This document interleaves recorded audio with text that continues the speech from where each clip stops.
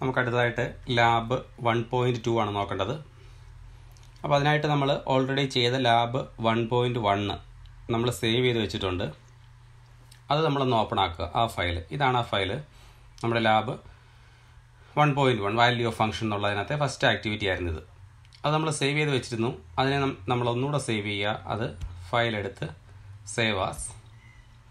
ഇവിടെ ആക്ടിവിറ്റി 1.1 എന്നാണ്. അത് മാറ്റി നമ്മൾ ആക്ടിവിറ്റി 1.2 എന്ന് സേവ് ചെയ്യുന്നു.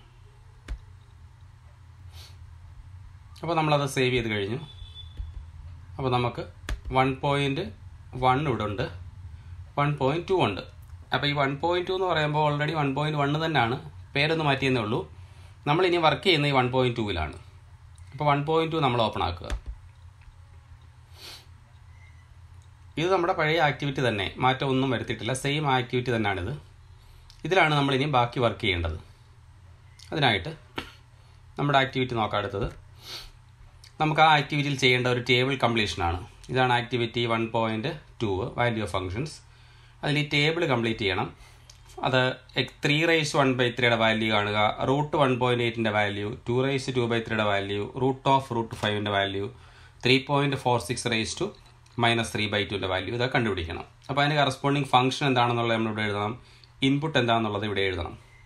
അപ്പോൾ അതിനുവേണ്ടി ഇവിടെ മാറ്റങ്ങൾ ഇവിടെ നോക്കുക. ഫസ്റ്റ് എക്സാമ്പിൾ 3^1/3 എന്ന് പറഞ്ഞാൽ 3^1/3 കിട്ടണമെങ്കിൽ അതിൻ്റെ ഫോം നമുക്ക് വേണം ഇങ്ങനെ എടുക്കാം, x^1/3 എന്ന് എടുക്കാം, അല്ലെങ്കിൽ 3x എടുത്താലും മതി. അപ്പം നമ്മൾ x^1/3 എന്നാണ് എടുക്കുക നോർമലി.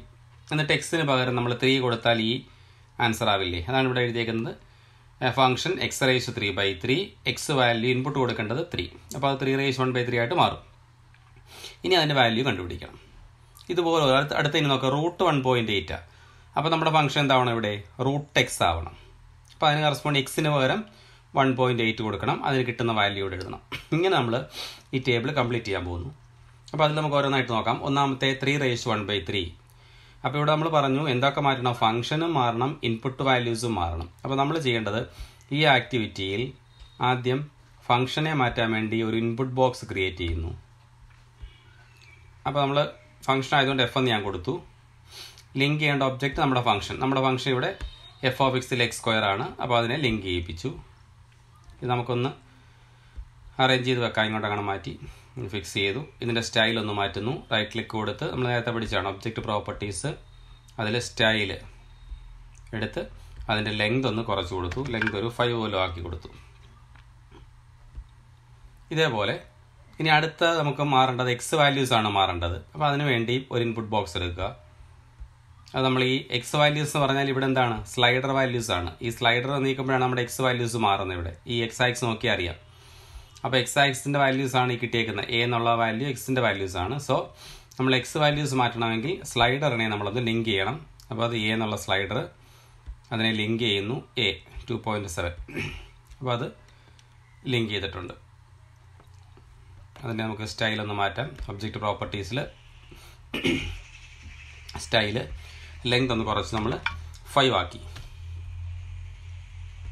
ഇപ്പോൾ ഇവിടെ നമ്മൾ 2 കാര്യങ്ങൾ ചെയ്തു. ഒന്ന് ഫംഗ്ഷനെ എഡിറ്റ് ചെയ്യാനുള്ള ഒരു ബോക്സ് ഉണ്ടാക്കി, പിന്നെ എക്സ് വാല്യൂസ് എഡിറ്റ് ചെയ്യാനും ഒരു ബോക്സ് ഉണ്ടാക്കി.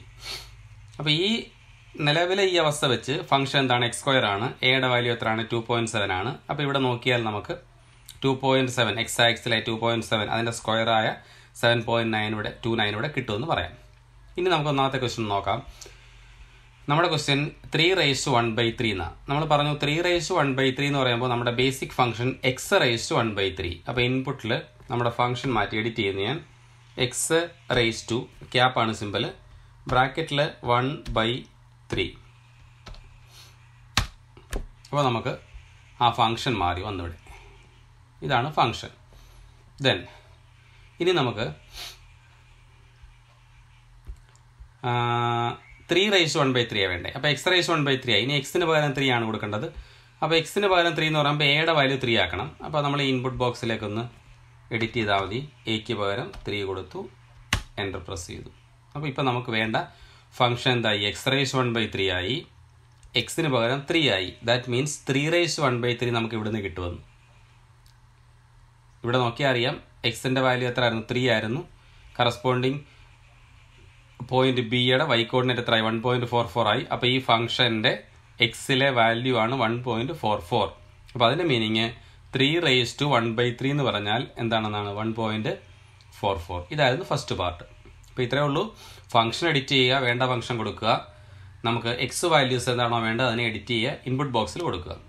അപ്പോൾ നമുക്കിവിടെ എയും ബിയും ഇവിടെ ഒന്ന് കമ്പയർ ചെയ്ത് നോക്കുക. എ എന്നുള്ള പോയിന്റ് നോക്കുക, അതിൻ്റെ എക്സ് കോർഡിനേറ്റ് ആയിരിക്കും നമ്മുടെ എക്സ് വാല്യൂ ഇവിടുത്തെ, അതിൻ്റെ ആൻസർ ആയിരിക്കും അല്ലെ ആ ഫംഗ്ഷൻ്റെ വാല്യൂ ആയിരിക്കും ഇവിടുത്തെ ബിയുടെ y കോർഡിനേറ്റ്. ഇത് നമ്മൾ ആക്ടിവിറ്റി 1.1 തന്നെ പറഞ്ഞിരുന്നതാണ്.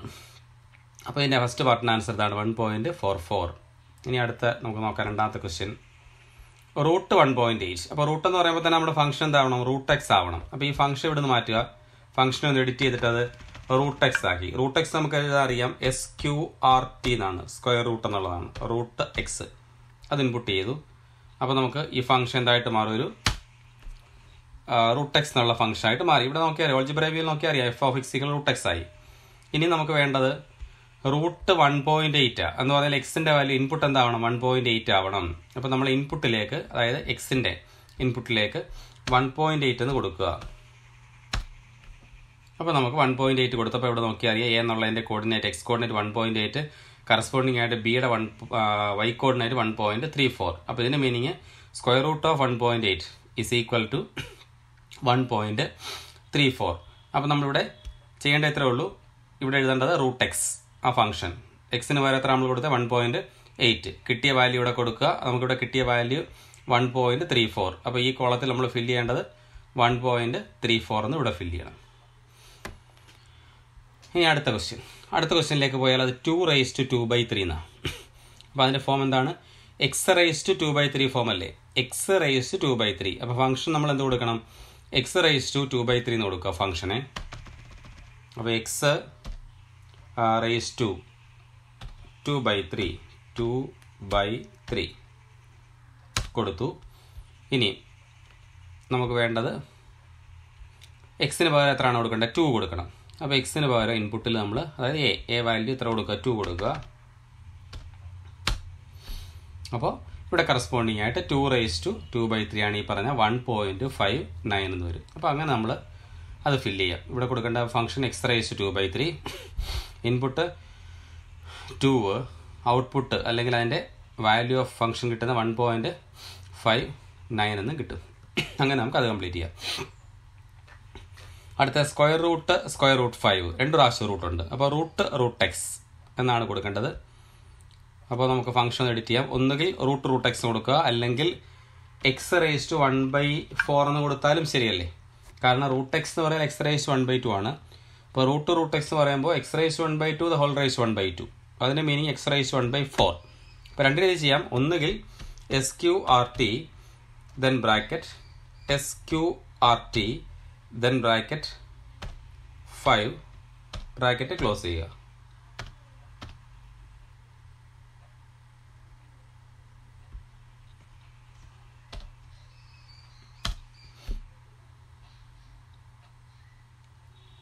സ്ക്വയർ റൂട്ട് 5 അല്ല, സോറി, എക്സ്. ഇവിടെ 5 എന്നാണ് കൊടുത്തത്. സ്ക്വയർ റൂട്ട് എക്സ് ഇതാണ്. ഇവിടെ ഓൾജിബ്ര വ്യൂ നോക്കി അറിയാം, റൂട്ട് എക്സ്.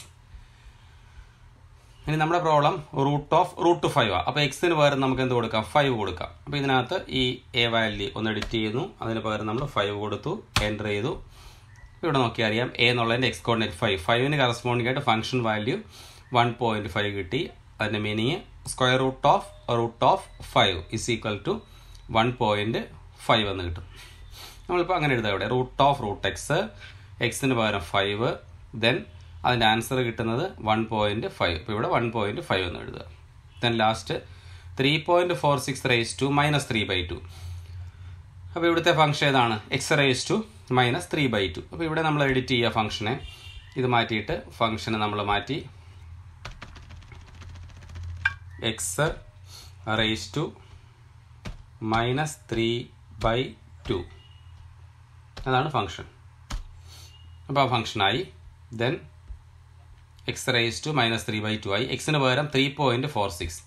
അപ്പോൾ ഇവിടെ എക്ക് പകരം നമുക്ക് 3.46 എന്ന് കൊടുക്കാം. 3.46 എന്നുള്ള ഇൻപുട്ട് കൊടുത്തു. അപ്പോൾ ഇവിടെ നമുക്ക്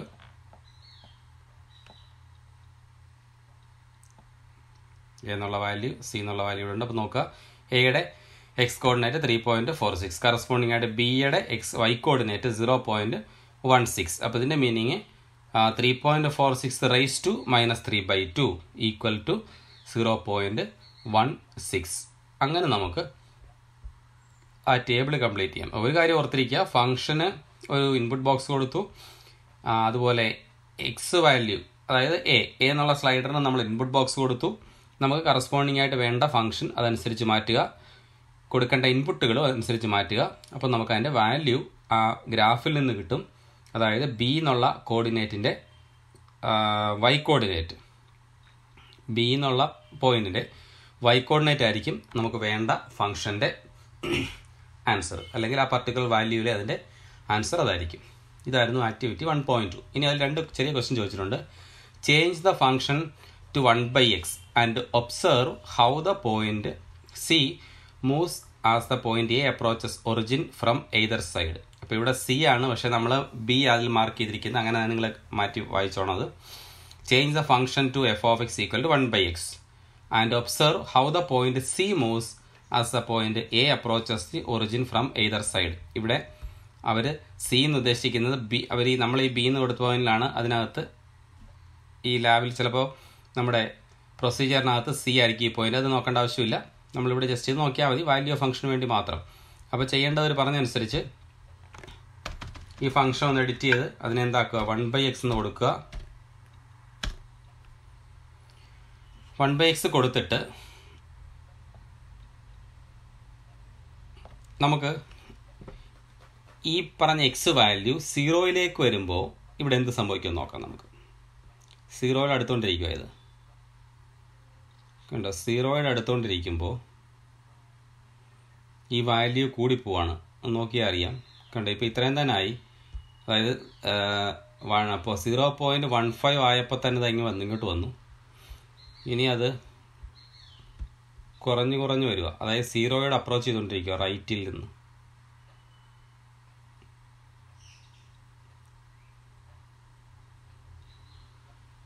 കണ്ടോ, 0യോട് അടുത്തുകൊണ്ടിരിക്കുന്നു. അപ്പോൾ നമുക്ക് എന്ത് പറയാം, ഇതിങ്ങനെ അങ്ങ് പോവാ.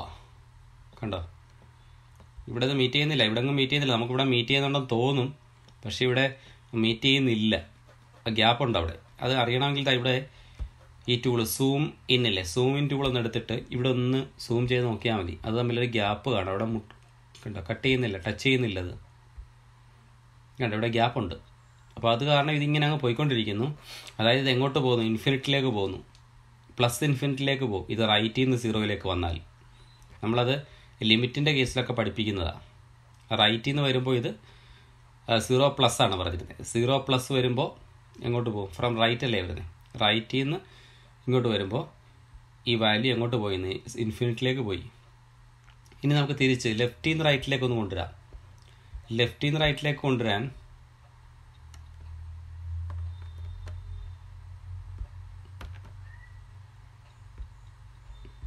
ലെഫ്റ്റിൽ നിന്ന് നമുക്ക് കൊണ്ടുവരിക, അതാണ് നോക്കിയാൽ അറിയാം. നമ്മൾ 0യിലേക്ക് കൊണ്ടുവരിക. കണ്ടോ, വാല്യൂ മാറുന്ന കണ്ടോ, ബി മൂവ് ചെയ്യുന്നാൽ മതി. നമ്മുടെ പോയിന്റ് ബി ആണ്. കണ്ടോ, ബി മൂവ് ചെയ്യുന്ന നോക്കിയാൽ അത് -ഇൻഫിനിറ്റിലേക്ക് പോകുന്നതായിട്ട് നമുക്ക് കാണാം. ഇപ്പം ബി ഇവിടെ എത്തി. അത് നമ്മൾ 0യുടെ അടുത്തുകൊണ്ടിരിക്കുകയാണ്. 0യുടെ അടുത്തുകൊണ്ടിരിക്കും തോറുമാണ് അങ്ങനെ. കണ്ടോ, 0 ആകുമ്പോഴത്തേക്കും നമ്മൾ നേരത്തെ പറഞ്ഞ പോലെ ഇതിങ്ങനെ പോവുക. അതും പോകുന്നത് എങ്ങോട്ടാണ്, -ഇൻഫിനിറ്റിലേക്കാണ് പോകുന്നത്. അപ്പോൾ ലെഫ്റ്റിൽ നിന്ന് 0യിലോട്ട് അപ്രോച്ച് ചെയ്യുമ്പോൾ ഇത് -ഇൻഫിനിറ്റിലേക്ക് പോകുന്നുണ്ട്. റൈറ്റിൽ നിന്ന് 0യിലോട്ട് അപ്രോച്ച് ചെയ്യുമ്പോൾ ഇത് +ഇൻഫിനിറ്റിലേക്കും പോകുന്നത് നമുക്ക് കാണാൻ പറ്റും. ഇതായിരുന്നു നമുക്ക് അവിടുത്തെ ആ conclusion. Then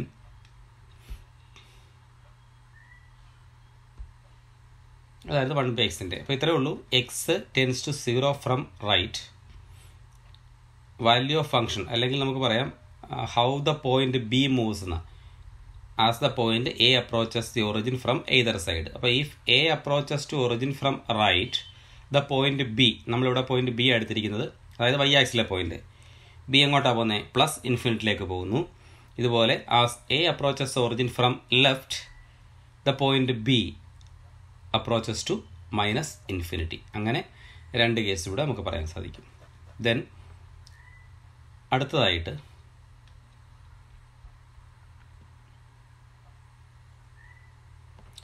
change the function to F of X equal to greatest interior of X and observe the movement of C according to A. അപ്പോൾ സി അല്ല നമ്മുടെ പോയിട്ട് ബി ഓർക്കുക. ഫംഗ്ഷൻ നമ്മളൊന്ന് മാറ്റി ഗ്രേറ്റസ്റ്റ് ഇൻറ്റീരിയർ ഓഫ് എക്സ് ആക്കിയാൽ എന്ത് സംഭവിക്കും? അതായത് greatest interior means floor X. നമ്മൾ നേരത്തെ പഠിച്ചിട്ടുള്ള കമാൻഡ്, ഇൻപുട്ട് കമാൻഡിൽ പഠിച്ചതാണ്. നമ്മളപ്പോൾ അതിന് ഫ്ലോർ എക്സ് എന്ന് കൊടുത്താൽ മതി. Floor X, floor function. അപ്പോൾ ഇങ്ങനെയാണ് വരുന്നത്. അപ്പോൾ ഇവിടെ നമുക്കൊന്ന് നോക്കാൻ ശ്രദ്ധിച്ച് നോക്കി.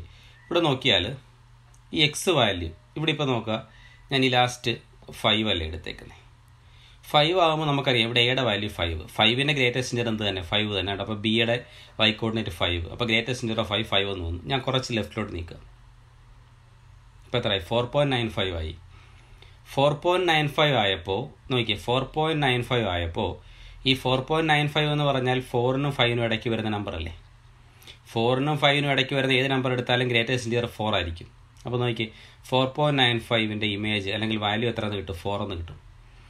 അപ്പോൾ ഈ 5 മുതൽ ഇവിടെ വരെ 4 വരുന്നില്ല, 4ന് തൊട്ട് മുമ്പ് വരെ വരുമ്പോൾ ഇതെവിടെ നിൽക്കും? 4ൽ തന്നെ നിൽക്കുന്നത്. അടുത്ത ഇൻ്റർവെല്ലിലേക്ക് പോകുന്നതായിരിക്കും. 3-4 ഇൻ്റർവെല്ലിൽ വരുമ്പോൾ 4ൽ നിന്ന് നേരെ തിരിച്ച് താഴേക്ക് വന്ന് 3-ലായിട്ട് മാറുന്നുണ്ട്. അതായത് ഇതിനകത്തെ ഏതൊരു വാല്യൂ എടുത്താലും 3ക്കും 4നും ഇടയ്ക്കുള്ള നമുക്കറിയാവുന്ന കാര്യം തന്നെ, ഏതൊരു വാല്യൂ എടുത്താലും ഗ്രേറ്റസ്റ്റിൻ്റെ എത്ര തന്നെ ആയിരിക്കും? 3 ആയിരിക്കും.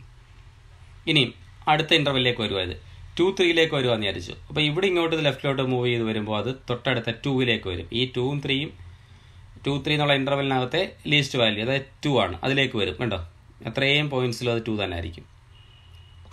വീണ്ടും അടുത്ത ഇൻ്റർവെൽ 2-1ലേക്ക് വരുമ്പോഴും അടുത്ത 1ലേക്ക് അത് ചാടി 2ൽ നിന്ന് നേരെ ജമ്പ് ചെയ്തിട്ട് 2-1ലേക്കാണ് വരുന്നത്. അതിനിടയ്ക്കുള്ള വാല്യൂ ഒന്നും വരുന്നില്ല. കണ്ടോ, അവിടുത്തെ എല്ലാം അങ്ങനെ ആയിരിക്കും വരാൻ പോകുന്നത്. ഇങ്ങനെ നമുക്ക് ഏതൊരു കേസ് നോക്കിയാലും ഇത് ജമ്പ് ചെയ്തിട്ട് അടുത്ത ഇൻറ്റിജറിലേക്ക് പോകുന്നത് കാണാം ആ ഇൻ്റർവെൽ കഴിയുമ്പോൾ.